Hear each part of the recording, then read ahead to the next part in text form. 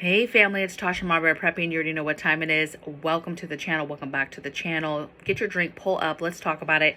Today we're going to talk about a topic that I think is very, very important to talk about and discuss.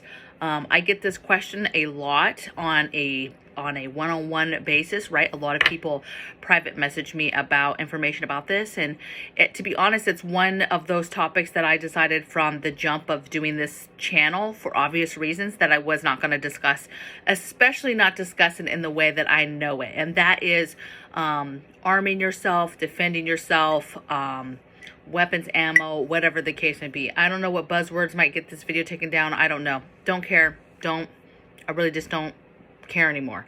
I'm not going to dive deep, right, because of censorship, because things get taken down very easily. Patrons, for those of you that are patrons, let me know if this is something you want me to go in. I'll go much further over there than I will over here, but I do want to discuss this on some level over here. So a lot of folks have been hitting me up on defensive measures, specifically defensive tools, things to get, worried that they're not really into 2A, that's not really their thing, whether they're fearful of it, whether they just don't believe in it, whether they just flat out don't want it in their homes, but they understand that they do need to have some sort of defensive. And so a lot of people ask me about different options. So I took some notes, and really these are just notes on what to think about when we think about defensive tools and the importance of defensive tools. If you just flat out ask me right now, do I think you need defensive tools? Yes. And I think that you need more than one. You need various types because they all have a job to do, right? A lot of folks that don't understand 2A don't understand that defensive tools and why people have them. They don't even understand, like, why do you have to have all of these? Well, they play different parts. They are used for different things, whether that is defensive, whether that's home invasion, whether that's a big group of people that you have to deal with, whether that's hunting, right, and getting animals, right, and putting down livestock and getting animals, right. There's a lot of different reasons that you need a tool like this, okay? I think what's important is identifying that there is lethal types and there is non-lethal types. And those folks that email me over and over asking about, hey, what are my other options? What they're really asking me is, what are those non-lethal things, right? What are things on the market that you can get that are not maybe as hard or as trackable maybe as the actual defensive tools themselves? Hopefully people even know what I'm talking about when I'm talking about defensive tools, weapons, right? But there's a lot of other stuff on the market. There's air pistols and rifles. There's BB guns. There's, tasers. There's pepper sprays. There's bear spray. I mean, there's knives. There's all types of different non-lethal things that you can get for yourself. Again, I'm not going to go super in deep on this side of it, okay? I'm just not, because of the censorship, and I just don't want to hear it, right? But for you need to figure out what it is that you're trying to get, lethal or non-lethal. Me personally, I believe in both. I like to have a variety of stuff. And also it's deterrence, What is that thing going to do for you? Is it to just hopefully scare somebody off? Is it to actually employ and do some sort of damage to somebody? And what is that damage that you are willing to accept, right? Because there's lethal means that mean exactly that. Once you have it, get it ready, change the condition and fire it, you've changed the game forever, possibly for not only your life but somebody else's life as well, okay? So lethal, non-lethal. Next thing I have is what are the threat levels in your life? What are the reasons why you are saying that you need certain stuff in your life? Whether it's lethal or non-lethal, doesn't matter at this point, but why is it? Is it because personal, being out in public and your personal safety, going to a restaurant these days, going to a concert, going to sitting down to eat, going anywhere basically, the post office, anywhere, right? There's a lot of places Walmart, right? You go to a regular store and you have these shootings that are happening, you have these things that are happening, and having that personal protection on you, that you know that you have something on you that will help you. Or is it just from personal attacks? There's a lot of one-on-one personal attacks happening right now where people are just getting attacked for no reason with hammers, with other, weapons, right? And, let's talk about a hammer, for example.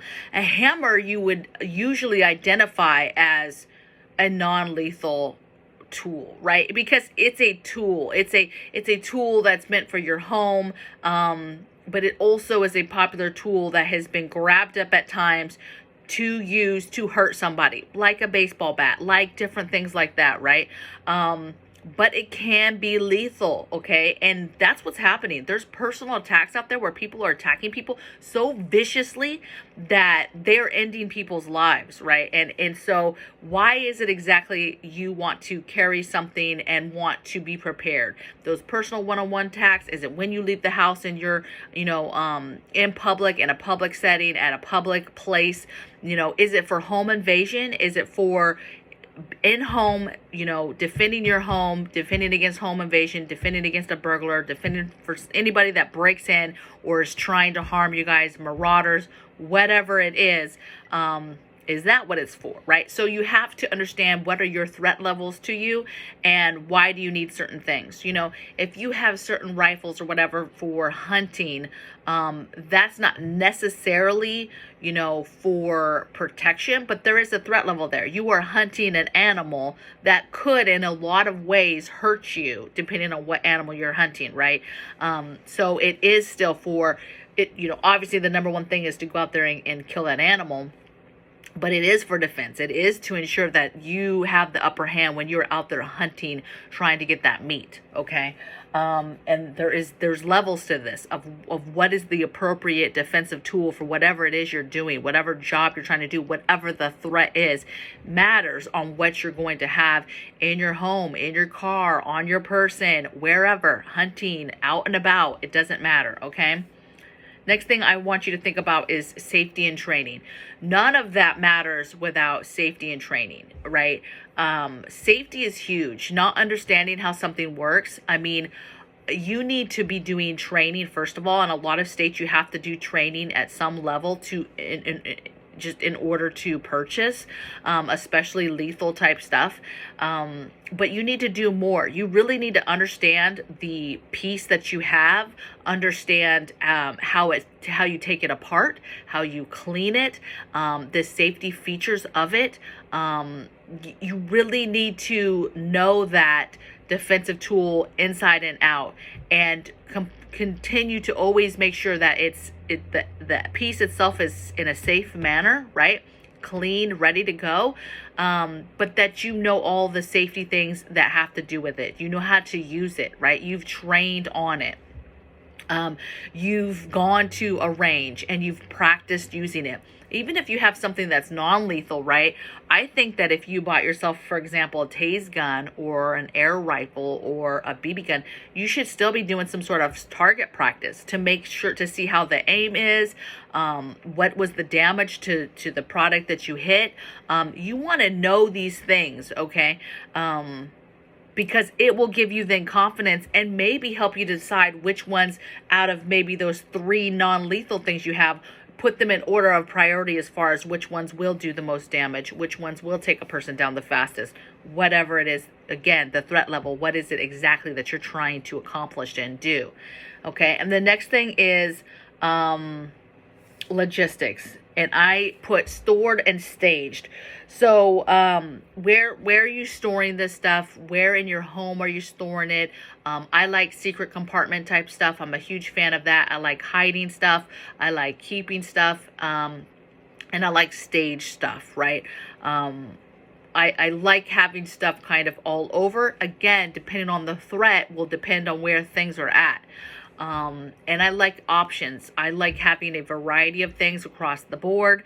Again, too, people might not agree with this, but I believe wholeheartedly this lifestyle, everything that we do, our children know, right? Our children have been brought up in a way that they understand and they know everything that's happening and everything that we do and why we do it, right? To an extent, right? Because people are like, well, they're children, you're taking their childhood away and things like that. And I would beg to differ, okay? Children are very, very resilient and strong, and there's nothing to take, you're not taking anything away, but you are educating them.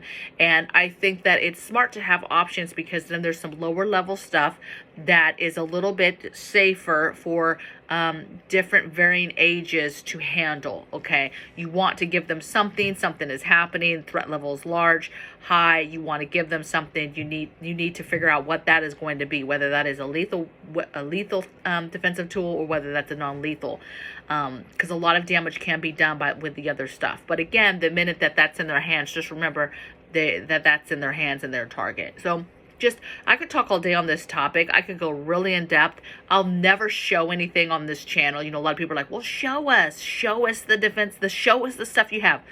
Not going to do it, you guys. Never, ever, ever, ever, ever going to do it. What I'm going to tell you is that of the things I mentioned, we have just about everything I just mentioned to you. When it comes to lethal stuff and, you know, hey, what types do you have? What types do you recommend? Again, if you're a patron and you want to hear that stuff, you want to see that stuff, you want to talk about that stuff on Patreon, let me know, private message me, and we can figure out how to do that. I will never, ever do that over here. It was hard for me to show you my EDC because there's things I keep in my EDC, my everyday carry, that it was hard to even be truthful in that video or show you, because I couldn't really show you some other things that I keep. Again, threat levels, depending on where you're going, what you're doing, what do you have, you know, what do you carry, what do you deem is important to have in the car. And again, this could be a variety of things. This doesn't have to be an actual defensive tool. This can be a lot of different things, okay? You know, I don't know. Hopefully this video was helpful to those that have been asking me without me just saying, hey, here's the top 5 defensive tools, lethal and non-lethal, right? Or hey, here, this is what I have. I'm not sure why me showing you what I have is conducive for me or for you, because this is an area that you need to be able to do research in. You need to figure out what it is you need. You need to figure out what's your threat level, what you're comfortable with, what your family's comfortable with, what's comfortable with your budget as well, because budget could be running this. And if that's the case, you know, obviously non-lethal stuff is way cheaper, right? There's stuff that looks like real defensive tools that's not, right? Your air stuff, your BB stuff, there's some of them that look very, very authentic. Very authentic. That so much that like some of the air stuff looks so authentic, it's hard for somebody who even really knows defensive tools to, you know, not only know it right away, but even if they're like looking at it for a minute, not realizing that it's actually, you know, something that's a non-lethal version of something, right? So, do your research, do your safety. You know, if you're interested in something, go to the internet. I mean, at your fingers, there's 1,001 training videos that people have done for free on different stuff. You're interested in a certain thing, go watch all the videos on it. Watch a bunch of safety videos. Watch these YouTube guys that talk about it over and over, that show you how to break it down, clean it, all of that stuff. Put it back together, show you how it looks like on the range. You'll see videos without you having to do it, right? And show you, hey, this is what the air rifle, this specific type, this is exactly the damage it did. And they'll show you, right? Everything is at your fingertips. So take advantage of that free training, free information, free stuff. You know, don't take, remember, it's the internet, right? So you don't just take everything as 100% the truth, but there's so much stuff out there that you can go through and learn from, and that's for free, right? And so do that. You know, when we're interested in something new and I'm like, ooh, that's pretty, right? Oh, I might want that. We watch 1,001 videos on it. We watch 1,001 safety videos. We watch review videos. We watch, you know, everything you can imagine on that defensive tool to determine kind of how we like it. I'll watch videos on women. I want to see women using it. And again, it's not because I want to see a woman use it. I want to see the impact, right? I want to see the kickback. I want to see a small sized woman. I'm not small, but I want to see a small sized woman use it, and the kickback and the this and the that. I want to see somebody break it down before I ever even think about buying it, so I can see how easy it looks like, right? How hard is it? Does it look more complicated than what I'm already used to, being in the military for 20 years, being around defensive tools, right? You know, the reviews, the negative things that people did not like about it, right? Has a lot of bad reviews of jamming and having issues with the magazine, right? It doesn't really matter, but what I'm saying is there's so much information out there where you can do the research easily and find out a lot of information before you ever make a purchase, right? And just doing that research could help you fine tune what exactly you want to get. You take that threat level, you take what you've researched, figure out what you think you like, then you go into a store, you physically touch something, physically, you know, you could take it apart right there, look at it, kind of be like, okay, this is looking and feeling like it looked like in a video and somebody using it, and you can go from there, right? You can look at pricing before you ever go. You can go on websites and see what is going to be requirements to get anything, if at all. A lot of stuff, especially non-lethal stuff, a ton of stuff you can buy right online, right on Amazon, without giving anything more than your normal stuff. Obviously, think about tracking. Think about, you know, if you're trying to do certain things in life, just, you know, research everything and make a informed decision for you and your family. I can't tell you that. Me showing you physically, you know, defensive tools and saying, hey, I use this for home defense. Hey, I use this when I go out. Hey, I have this for this. Hey, I have this for the day marauders come hopping. Whatever it is, you know, I have this for my kids, not on an everyday basis, but this is, you know, on a true SHTF situation, this is what we'd be giving the kids. Everybody on patrol or watching, or, you know, depending on the threat level, everybody would be carrying this and this. Of the things I've already discussed, you almost could fill in the blanks, you guys, of what I just said, okay? Do your own research, though, because this is something that you have to research. You better not just be, oh, I'm going to get that because somebody said, you watched one video and somebody said, yeah, you're supposed to have that for home defense. Maybe. You need to get what you're comfortable with for home defense, because let me tell you, when you're shooting at something, there's a lot of emotions that come with that, right? And a lot of physicality that comes with that not everybody can handle, okay? And so you need to get something, you need to practice with something, you need to be comfortable with it, use it, play with it, practice. It's just like normal preps, right? You can't just not be using stuff and then expect that it's going to work when you need it to work. You know, stuff gets dirty, dusty, you name it. There's just all types of things. Not to mention, we're moving in a direction where if you are a believer of defensive tools, you know, you should be stockpiling that, but more importantly, you should be stockpiling the